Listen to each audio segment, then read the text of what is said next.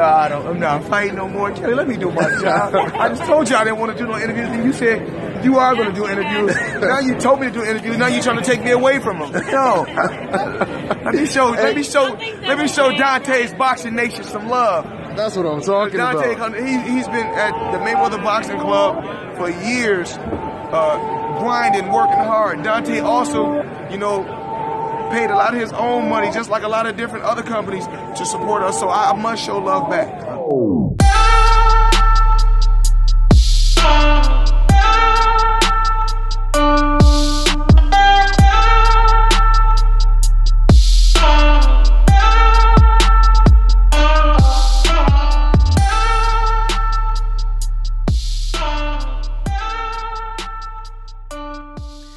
Dante's Boxing Nation, what's going on, guys?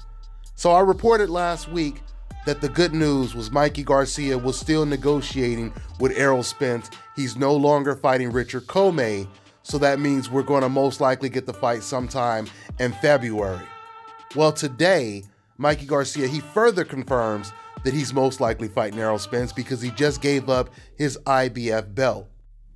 So I'm looking forward to hearing the announcement any day now. It should be in the next week or so, I believe. Even Errol Spence dropped some serious hints that he will be facing Mikey Garcia next because he just recently said, I got a real big fight coming up next. And we know he wasn't talking about Keith Thurman, so it could only be against Mikey Garcia.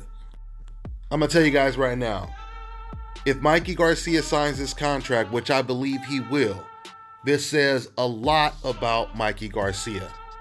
I mean, for no welterweight to want to get in the ring with Errol Spence, and then Mikey Garcia gets in the ring with him, that suggests that Mikey Garcia is one of the rare fighters that is daring to be great. Win, lose, or draw.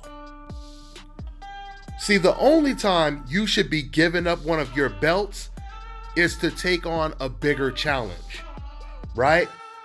Gennady Golovkin, he can learn a lot from Mikey Garcia. Because see, with Gennady Golovkin, it's the complete opposite. He gives up belts to avoid the most dangerous opponents. And he didn't even have to move up in weight to fight against Jermall Charlo.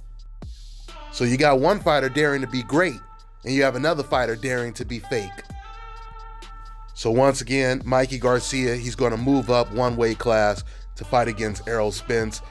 I was even saying it before, he's moving up 2 weight classes, but it's actually only 1 weight class. I want people to understand this going into this fight. Mikey Garcia has already fought at 140 twice. So even though I believe Errol Spence will still have some size advantage over Mikey Garcia, this is nowhere near a mismatch. This is a very competitive fight.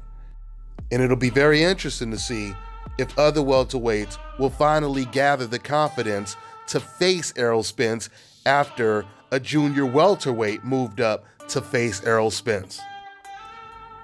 I want you guys to remember, going back to the size advantage that Errol Spence may have in this fight, the reason why I don't believe it's going to be that much of a factor is because Mikey Garcia, I've talked to his middleweight sparring partners. These are middleweights, and they've told me he was the hardest puncher they've ever faced. Brandon Rios said he was the hardest puncher he's been in the ring with sparring. He cracked Marcos Maidana's ribs and knocked him down. So there's no doubt about it, Mikey Garcia, he has power, and I believe he'll carry that power over to the 147-pound division. I know some people, they say, hey, well, if he couldn't knock out Robert Easter or Adrian Broner, how is he going to hurt or get Errol Spence's respect with his power?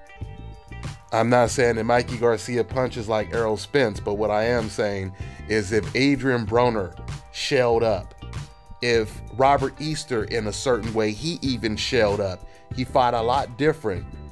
I believe they did this because they respected Mikey Garcia's power, and his power kind of surprised them a little bit. So once again, I look forward to the announcement of this fight. That's all I got for now, guys. I'm on to the next one.